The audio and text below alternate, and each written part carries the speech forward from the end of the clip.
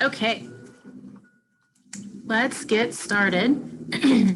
So I thought I'd first kind of start with my story because it's really how I started learning more about like nutrition and really getting frustrated with the whole medical system because they don't give you any education around this. But I was someone that was super active.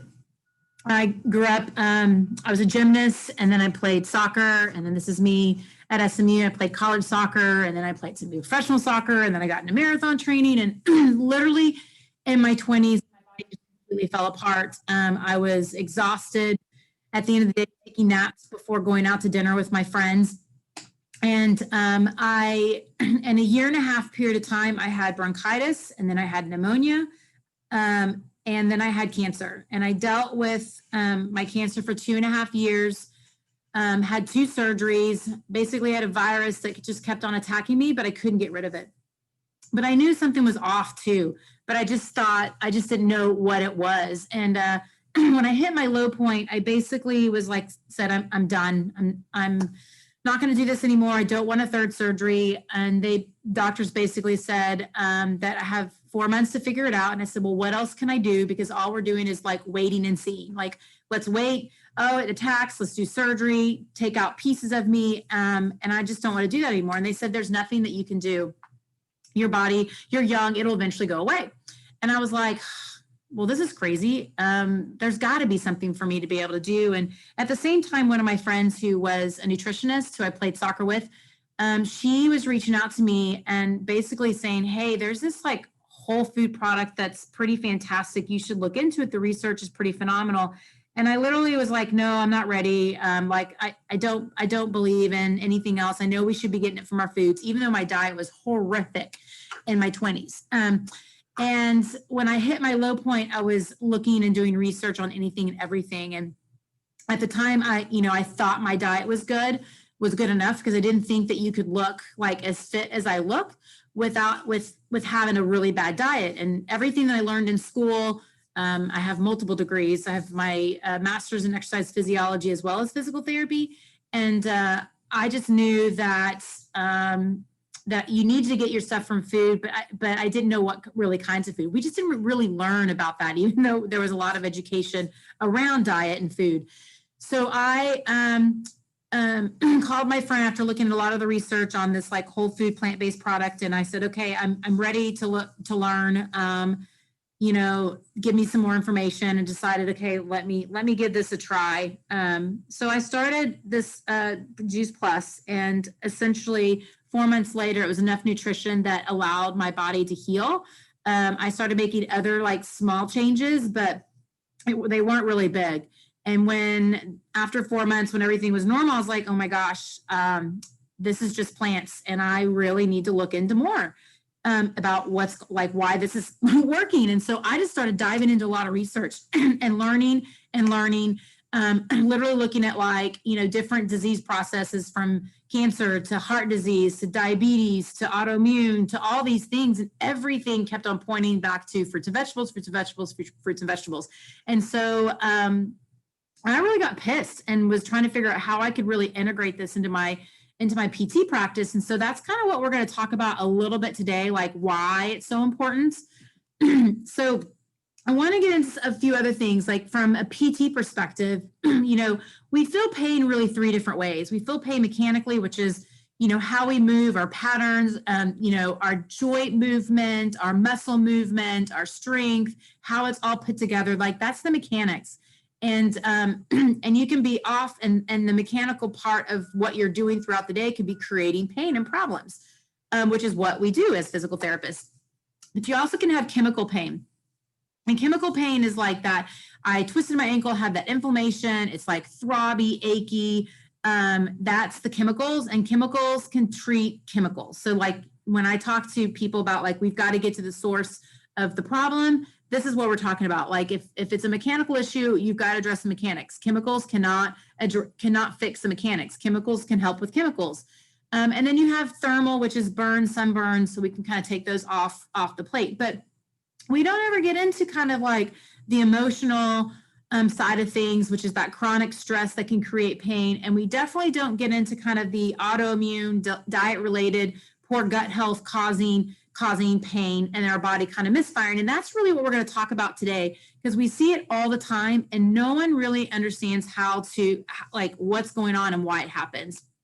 So we live in a time where our children are more harmed by poor diet than exposure to alcohol, drugs, or tobacco combined.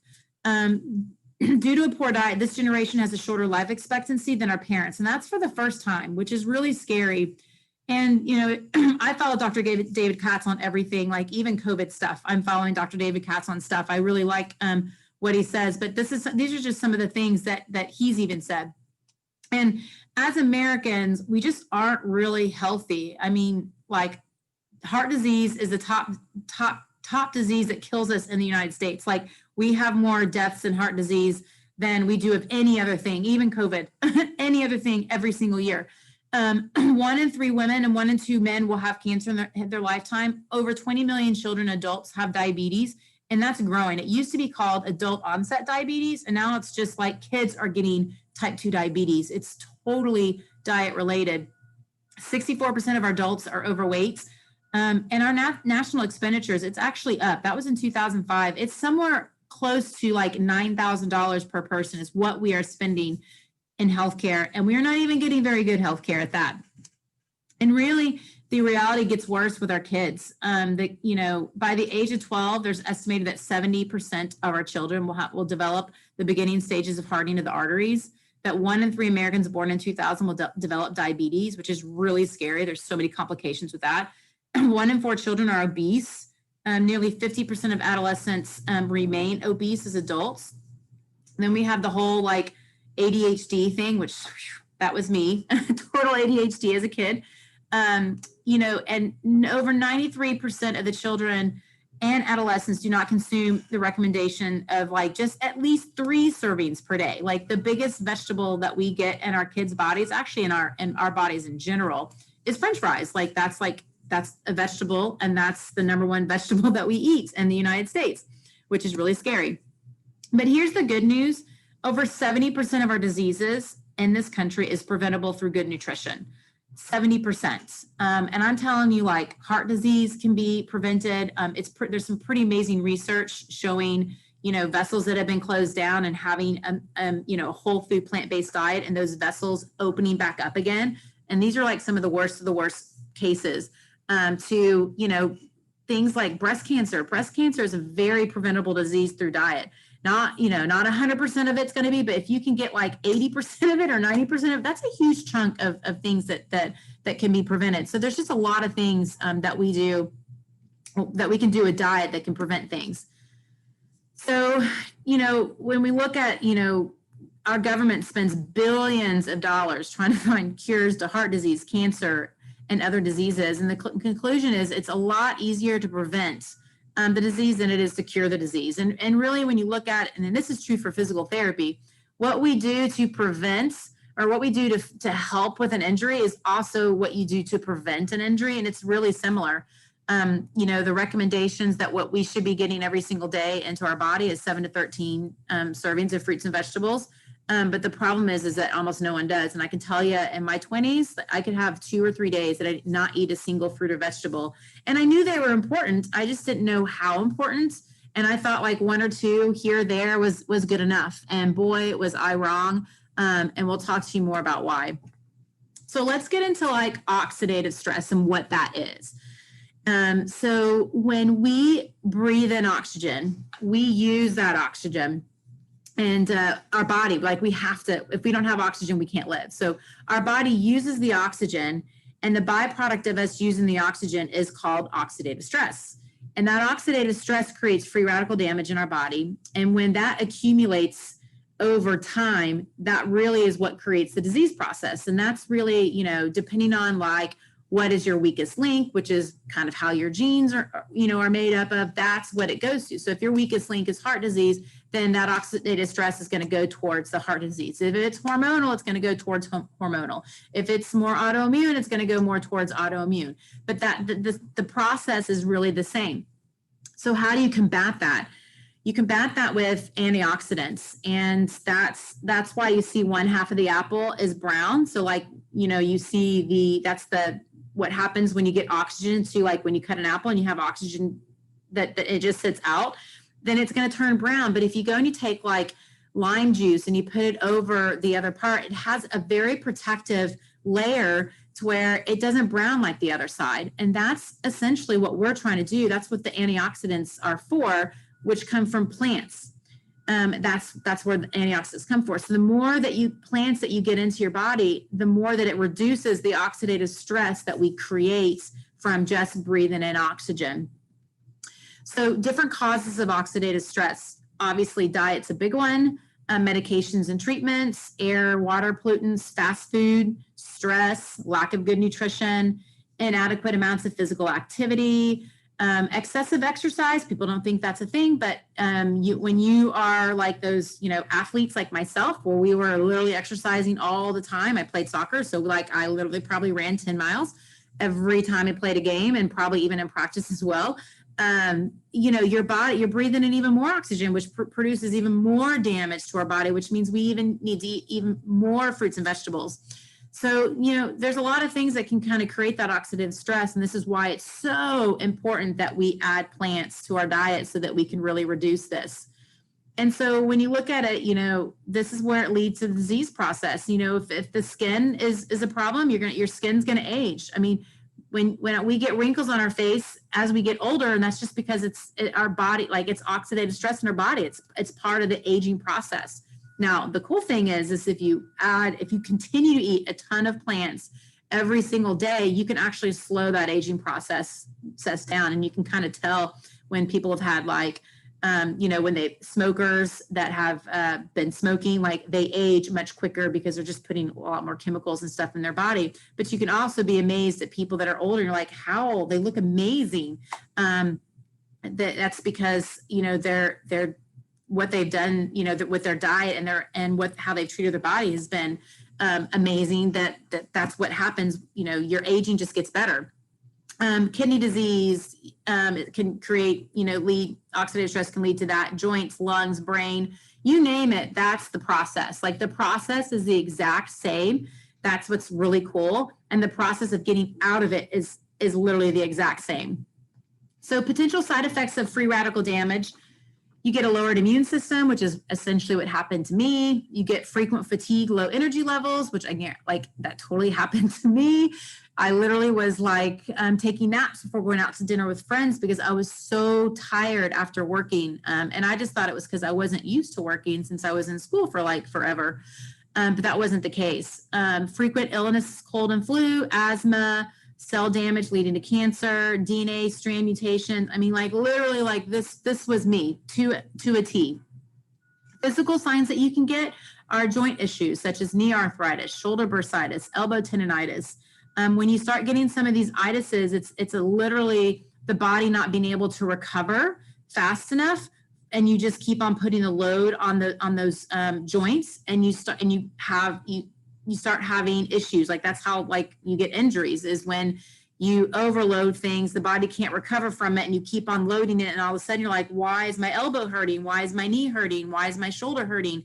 And it's because of some of those things.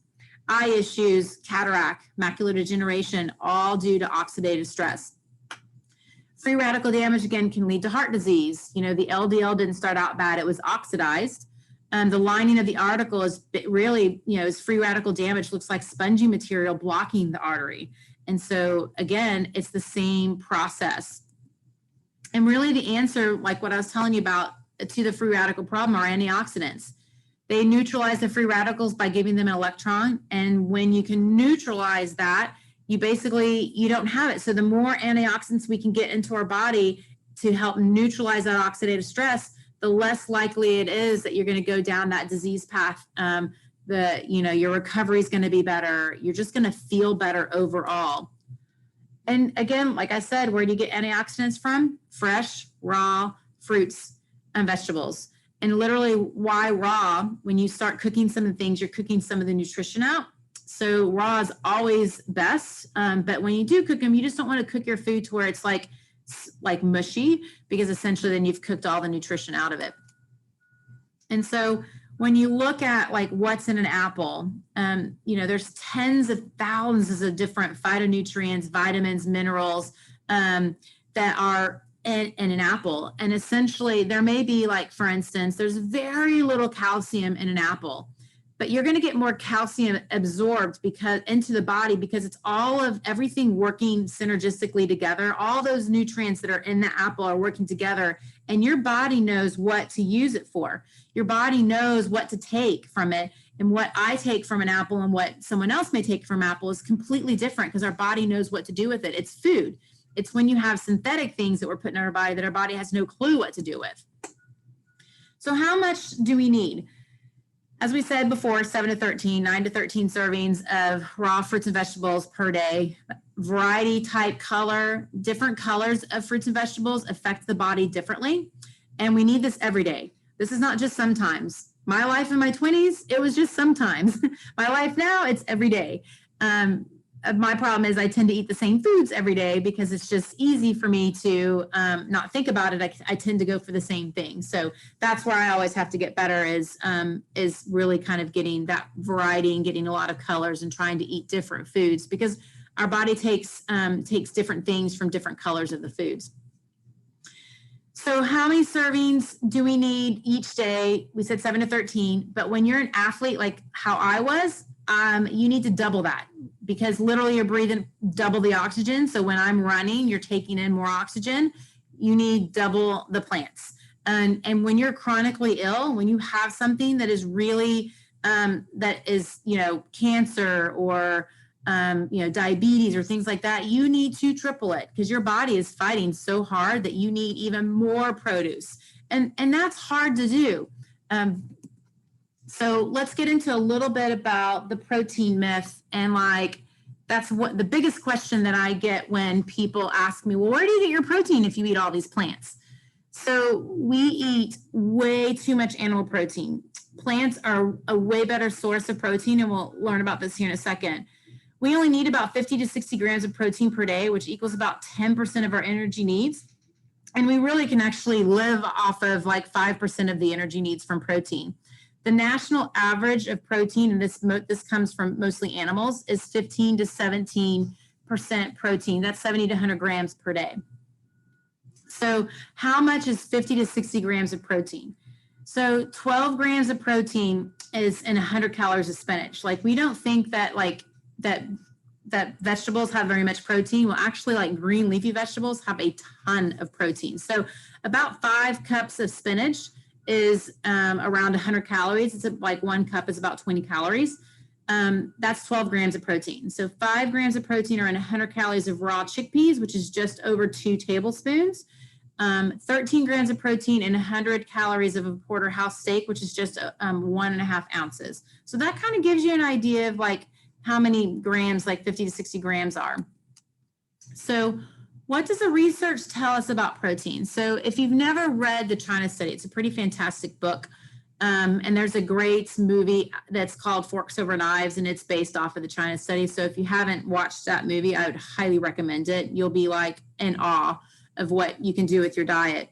But Colin T. Campbell did a repeat study from the research paper in India, and he basically went over to India because he thought he was going over there to really help the poor because they were getting sick. They had a lot of sickness, and he was going over there to really kind of what he thought was going to be helping the poor.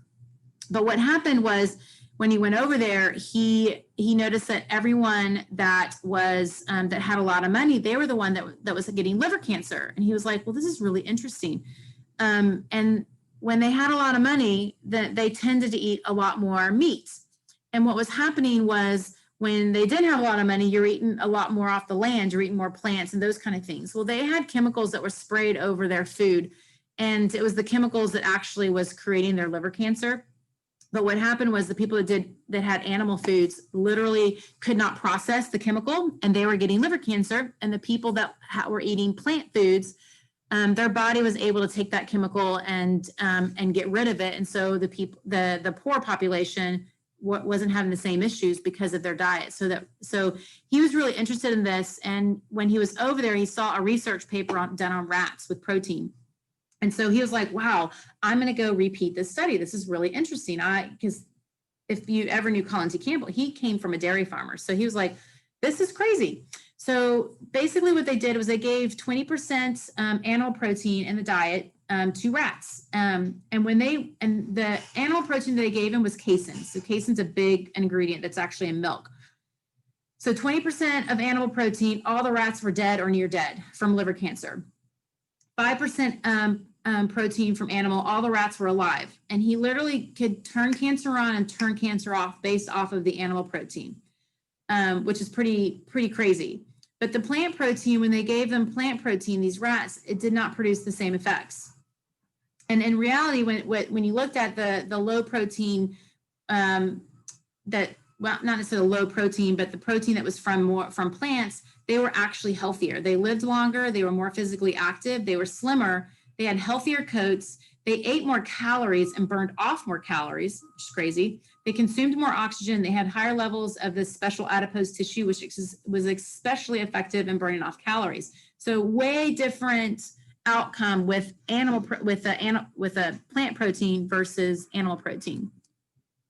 So this is just a funny thing on like where you get your protein from.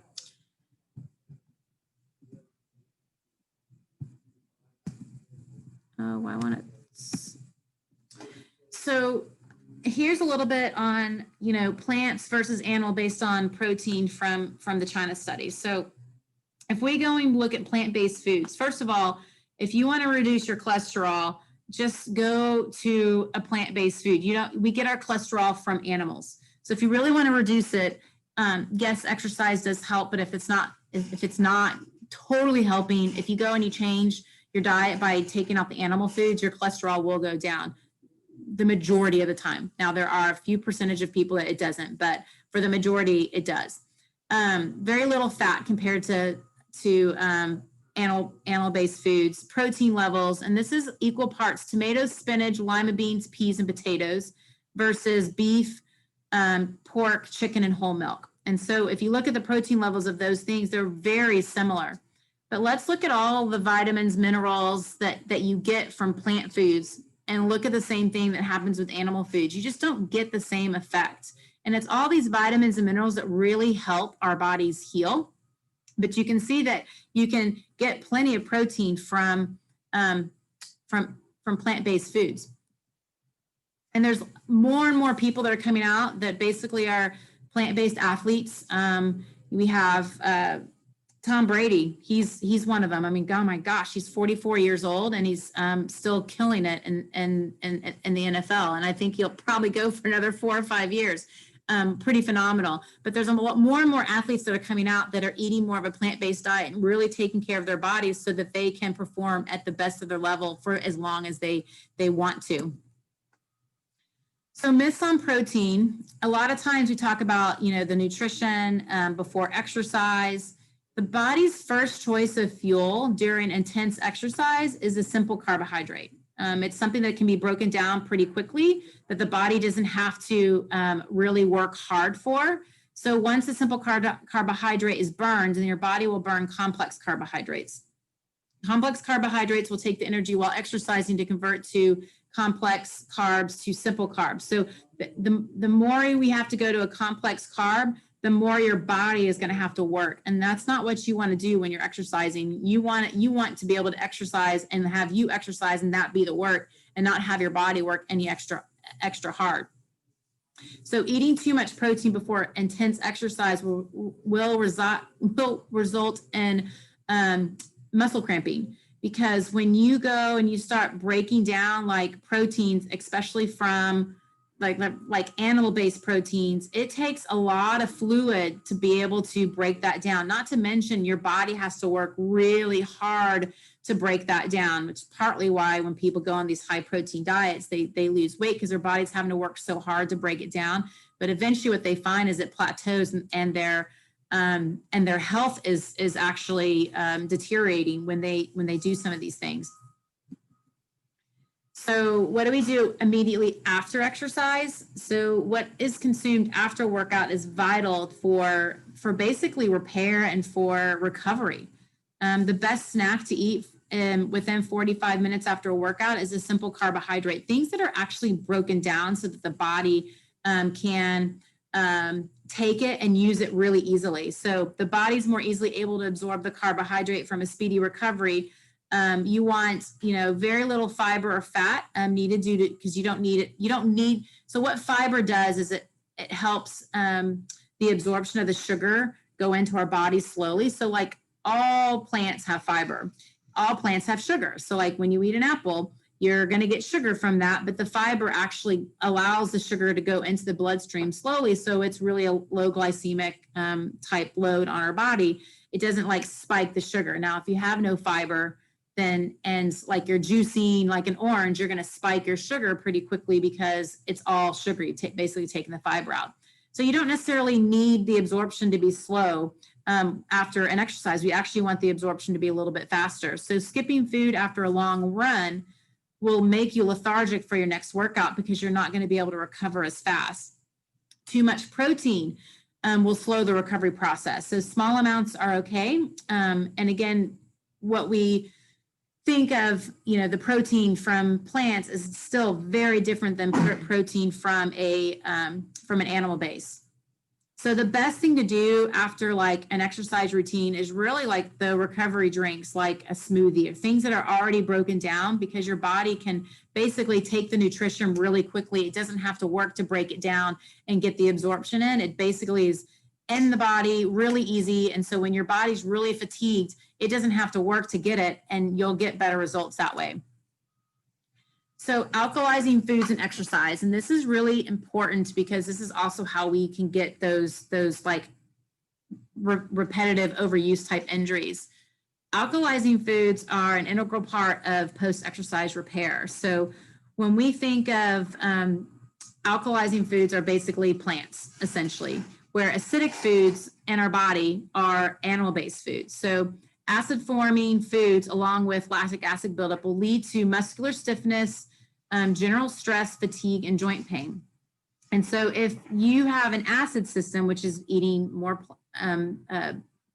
animal-based foods, it becomes chronic, it starts showing signs of aging and will eventually cause cellular tissue degeneration more rapidly. So that's where you're going to get that overuse type injury. You're going to get the breakdown of the tendon. You'll get like a tendonitis, or you'll get some arthritis, and that's the tissue breaking down. So it's really important that we really focus on more of those alkalizing foods, because that's where the recovery is going to be much better.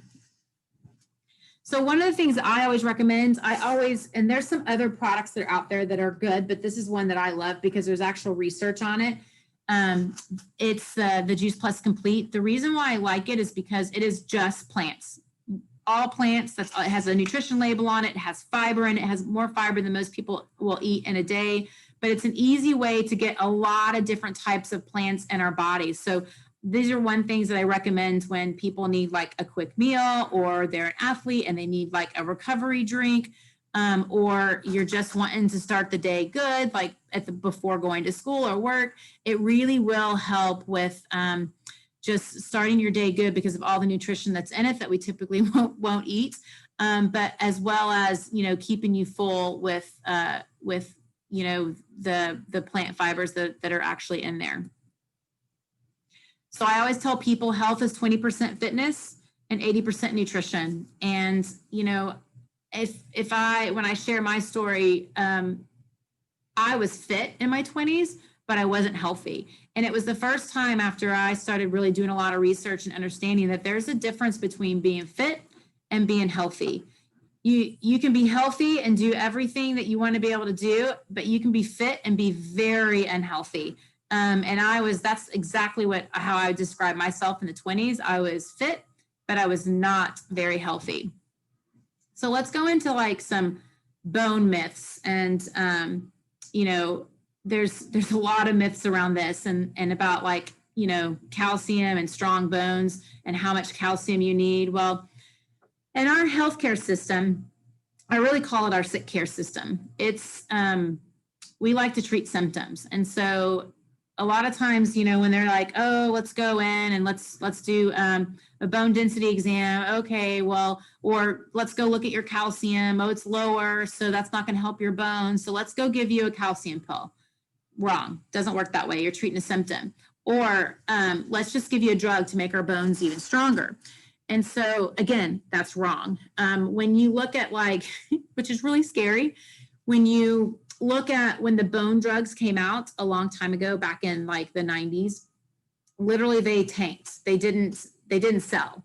So they hired a really big time marketing person to come out to figure out like, how can we get these bone drugs out there to sell? And he's like, well, we've got to have a testing. And so they basically created a testing. It was the bone density exam that people do today. And they said, okay, now we're going to go and basically say, okay, these are the standards. If you're around this area, then you're going to need a pill. And that's how we're going to subscribe the pill.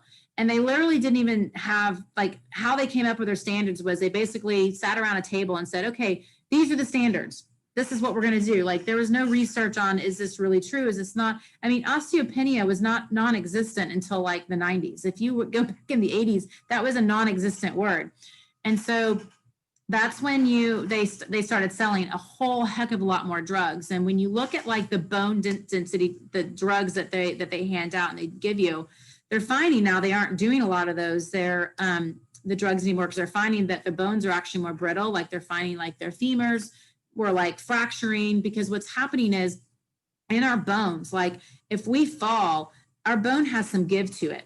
So that would be like taking like, you know, a basketball and put it on the ground. It has a little bit of give and it can kind of bounce back. Well, that's what our bones are supposed to be like. But with these bone density drugs, what happens is they make them stronger, like a plate. And so it puts down a different type of bone that makes it, like, if you happen to fall, it makes it easier to fracture. And that's what they were finding after years of doing research or of what's happening like in the long term with some of these bone drugs. And when you look at calcium pills, we're going to talk about this a little bit more here later. Calcium pills don't fix the solution as well either, because it really comes down to our diet. So if you look at, go back down to talking about the alkalizing foods and the acidic foods. So when we eat a very acidic diet, which is, again, processed foods, animal foods, those kind of things, it's very acidic in our body, and our body can't operate that way. So what happens is it pulls calcium out of the bones to neutralize that acidity. And so that's the process. So if you're just going giving someone a calcium pill, you're not really fixing the problem. Actually, there's very little absorption that even happens, not enough with the calcium pills. And there's other problems that we'll get into later with the calcium pills. But really, you need to fix the diet. We need to go more to an alkalizing diet, because if our body's more alkalized, it keeps the calcium in there. And I know we talked about that apple and that calcium in the apple. You'll actually get more absorption of calcium by eating an apple into the body than you will from a pill. And there's not even a comparison on how much calcium's in the pill versus is in the apple. But again, it's everything working together that will allow the body to take what it needs from the real food.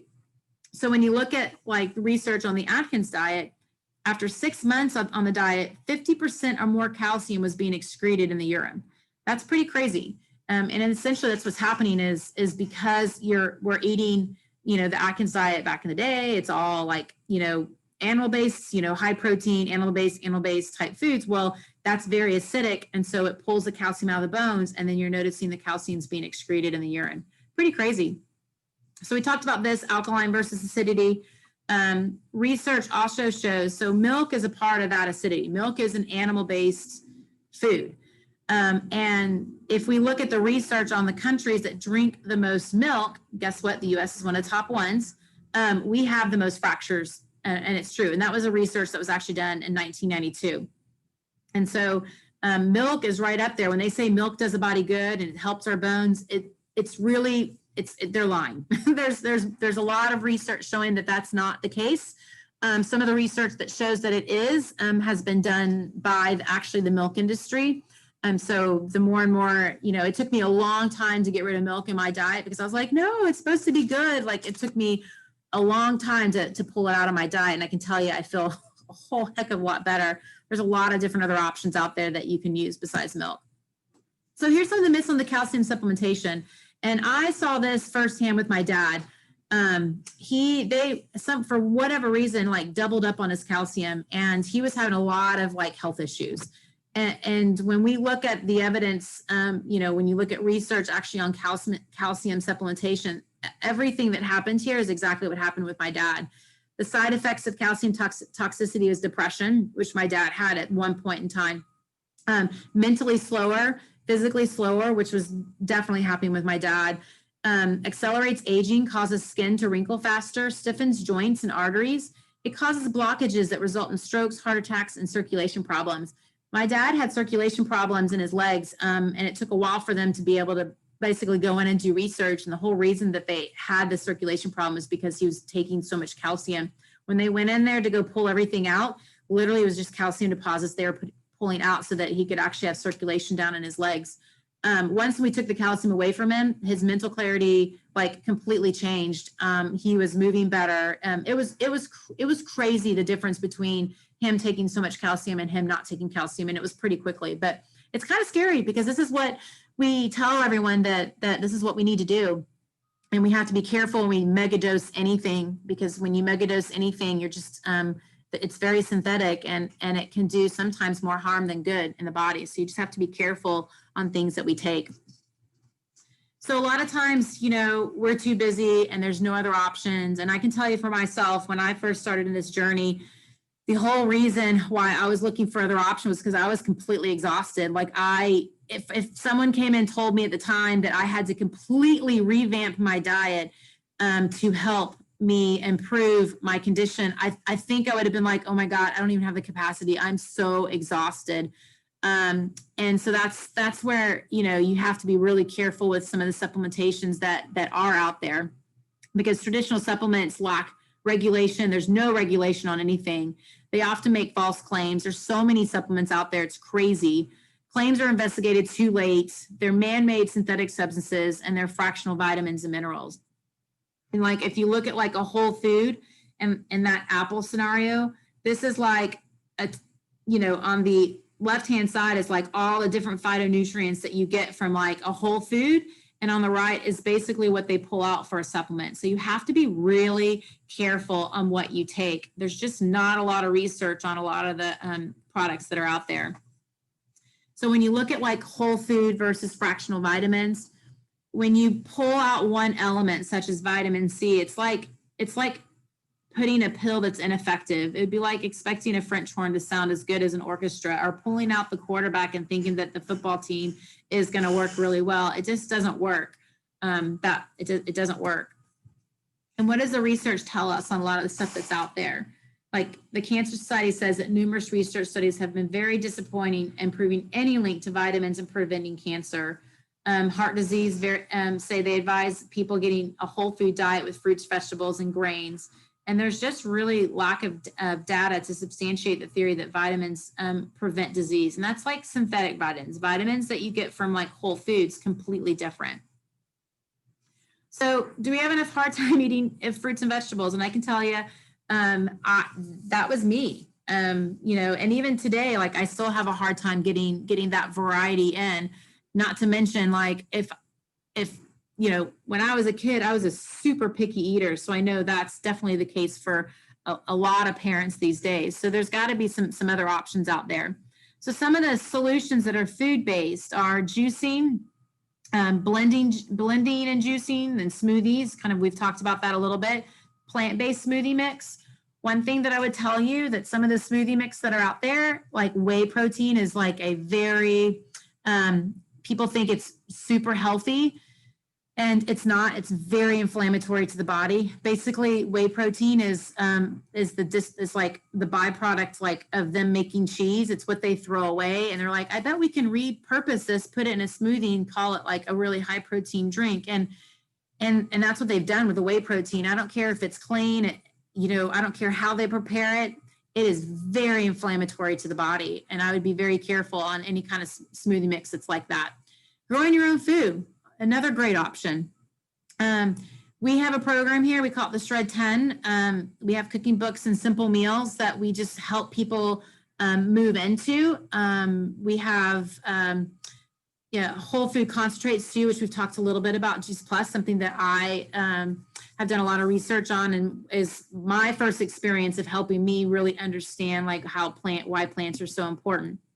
So again, like I said, the shakes, smoothies are like the new cereal. I was like a big cereal freak, and now I'm like a big smoothie freak. It's something that I make all the time for myself. It's really easy on the digestion when you can give your body a break, because again, it's pre-digested. It's food that's already broken down, so you don't have to like actually eat the food, have it go down into your stomach, and then have the nutrition going out. It'll actually get into your system really quickly, and it'll give your digestion an ease and for the day. Other ways that, you can make a traditional garden. There's a thing, it's called a tower garden. I actually have this at home as well, but it's an easy way that you can actually grow your own produce as well. Talk about kids not wanting to eat greens. They will eat a green off of this because they actually grow it. And it's pretty phenomenal. It's really easy to grow. You don't need a lot of water. It uses only like 10% of the water. I literally check it once a week, especially in the winter. When it's warmer, it's twice a week that you kind of have to check it. There's no weeding, bending, tilling, easy to do, fun for the whole family. And then we have programs here where we call the Shred 10, where it's like a 10-day kind of jump start, just trying to get people to move towards just cooking a little bit more and, finding new ways of eating plants. And, we have a lot of recipes and blogs and things that we share with people to move them in that direction. One of the things that we add is what I talked about is Juice Plus. It's something that's been around. Actually, it's been in the market, I think, for like 30 years now. It's the largest whole food selling plant-based product. And really what got me interested in it was actual research that was on the product. And this is just some of the research that's been published actually on the product. And some of these journals, like Medicine, Exercise, Science, and Sports, Medicine and Science and Sports and Exercise is one of the top like exercise journals that you can be in. The Journal of Cardiology, JACC, is also one of the top cardiac journals. So these are just top journals that is really hard to get into, and is again one reason why I like this product, because I know the research behind it. They have studies showing the healthy supporting immune system, actually balancing the immune system. So if you're revved up because you have autoimmune type conditions, it brings you down. And if you're down low, like how I was, where you're catching everything underneath the sun, that brings it up and it balances the immune system. Helps reduce oxidative stress, which we've talked about that. These are all the different studies showing that. And that it actually gets absorbed into the body, which is key, because some of the things, like when you look at like multivitamins, they don't get absorbed into the body. The body literally, like your pee color is completely different because your body's not being able to absorb what is actually in it. And, there's 2 studies showing, positively impacting markers of that chronic inflammation, which is key for, especially in our field with physical therapy, it's key for reducing, inflammation in the body from injuries or from anything, just making our joints, just feel better. It also reduces the marker of oxidative stress due to exercise. Pretty phenomenal research study. I won't get into it, but it was, it's something that they did the Cobra Force so they could really control everything with the people and how they ate and how they exercised and all of that stuff. And it was pretty remarkable what the results were from this particular study on exercise.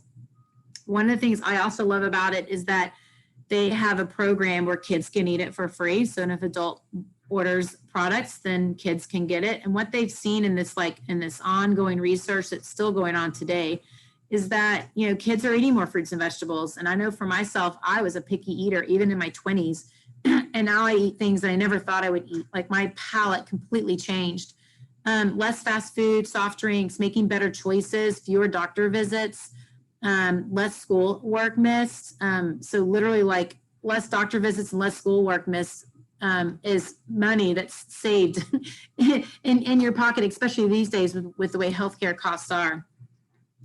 So I always love this. We need to go to the pharmacy, but it needs to be a different kind of pharmacy. It needs to be one where we're actually getting plants.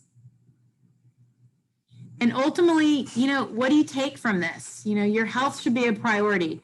I can tell you, just from our healthcare system in general, it's not set up to really help you. I got frustrated because I had to go and do research for myself, and now I can take some of this stuff and really help my patients and move them in a different direction, regardless if I can help them or if I can send them to someone who can help them. But doctors get zero education in nutrition, zero. Like it'll be on tube feeding or something like that. So they don't really understand like how nutrition can really help their body and help prevent diseases. I learned that really quickly with multiple things that happened throughout my life, but specifically in my 20s. We need to focus on prevention. The more that we can look at doing prevention, I like to tell you, we do prevention on testing, and really when we do all these testing, which are preventative measures in our healthcare system, really it's I hope I don't have anything. It's really not preventing anything because you're not doing anything to help with that prevention. And really it's up to you to take control of yourself and strategize for better health. It doesn't have to be difficult. We can keep it really simple. It's not all these complicated plans out there. It's really just starting with one thing and then building upon that. So if you go and you think about each month, taking something new that you're going to do, or you're going to add, or you're going to take away. So like I could be like, January, I'm going to add 2 more vegetables every single day to what I'm eating, or I'm going to take away soda so that I'm not, and I'm going to replace it with like water or whatever the case may be. This is how you can start taking your journey and moving in the right direction. You don't get from point A to point B fast. It doesn't work that way. You've got to take it step by step, and we're all on our own journey. And it just, some people can get there faster and some people it takes longer, but it doesn't matter. It's our own journey. We need to get more antioxidants from fruits and vegetables. And then if you really want to bridge that gap, then, Juice Plus is one of the only products that I know that has actual research on the product. And it's the one that I would recommend because it is just plants. It's foods that they basically juice, dehydrate, and put in a capsule. So we all can stand to have a little bit more fruits and vegetables in our diet. So that is it. Anyone have any questions? Thank you. That was really awesome. And I'm so excited because I just started taking Juice Plus. Awesome. But I wanted to know about the gummy. I'm taking the gummies because I have kids. And so I saw the first ingredient was something that I was like, I wonder what the real thoughts are behind that. Yeah, it's made with tapioca. So it's made with like more plant type sugars. They are about to reformulate it so that it can be even better. But here's what I say. You still have the plant powders in there, and your kids probably won't take the capsules. So it still works well. Like the research they have with the kids, they're taking gummies as well to get that research. So you're still going to get the benefit. If I had someone that said, I need to get the biggest bang for my buck because of, health stuff that's going on, I'd say take the capsules. But the gummies really, they're not bad. You are going to get, it's made with tapioca. So you are going to get some sugar in there, but it's the benefits far outweigh the little bit that's in there, but they are about to reformulate it. Oh, that's good to know. I wasn't sure if I should definitely change to capsule for me and keep the gummies for the kids, because the gummies are so convenient too.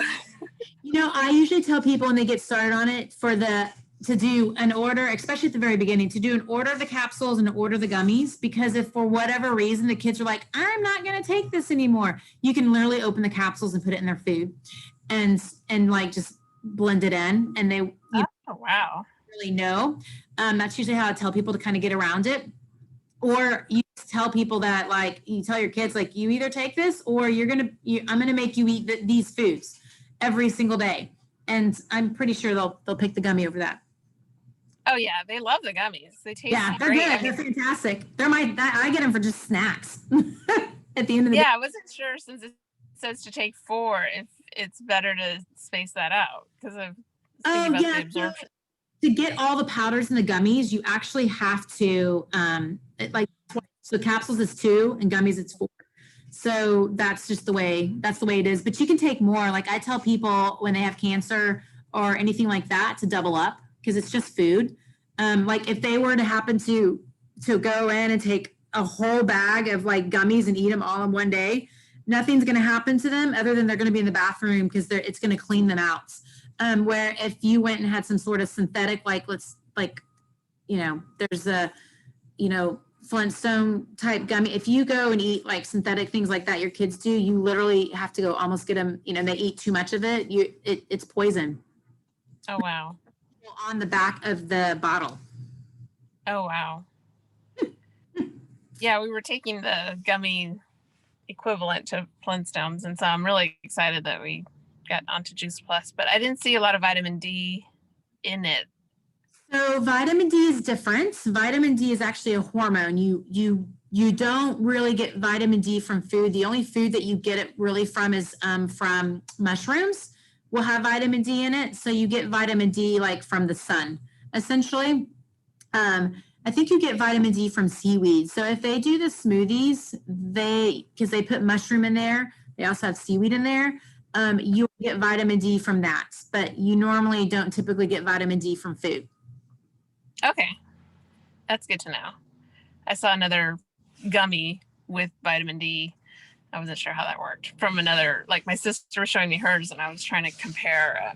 Yeah. So if you look on the label, you'll see supplement. And if it's a supplement, then it's synthetic for the most part. It'd be like taking calcium or things like that. If you really wanted to do some vitamin D, it's best to do it in a liquid form. There's a product. Oh my gosh, I can't remember. I have it actually in the counter. Let me go grab it really quickly. Okay. Really inexpensive. It's like, I think $20 and it lasts me like 8 months because I'm only doing like a few drops. But you'll get better absorption in that. When I've had patients that the doctors put them on like a prescription vitamin D, which was like super expensive. It was like, $200, $300 per quarter. It didn't change anything. And I was like, no, my doctor, he's a naturopath. He says, use this. And so she changed over to that and her vitamin D levels increased. But yeah, let me grab it really quickly. Okay.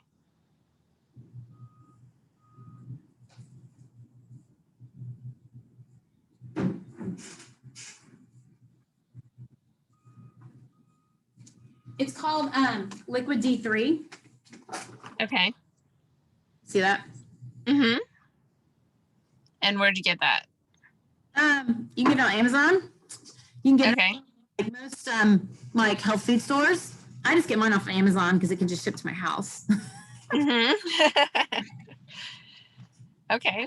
Yeah, I know that's really important right now with COVID. They say vitamin D. Yep. That's what I take, and I just do a few drops, and that's it. Just by itself, right? Just by itself, just a few drops. Make it easy. Okay. Liquid form does a better job of like absorption. When you take them in the pill form, it doesn't do as good of a job from what I've heard. Okay. Well, this was really great inspiration to keep on my path of good nutrition. I've loved seeing your posts when you have like the rainbow and I'm like, oh, I make that, like I just and we can need ideas. It's all if about you ideas. find me on Facebook, I'm under Stephanie Riley. You can friend me and then I can add you. We have a Facebook group and we're posting stuff in there all the time, like recipes, and we do like cooking classes and different things like that. You'll see everything that's happening. So you can find me that way and add you to that group. And you'll get even more ideas and just other education articles on different things. You'll have a lot of it's a group. We have a lot of different people posting in there. Okay, great. Yes, I think that's probably where I've seen stuff, but I'm not part of the group, but I think we're friends. Probably. I'll go look. I'll see if I can find you. And and I'll add you into that group. Okay.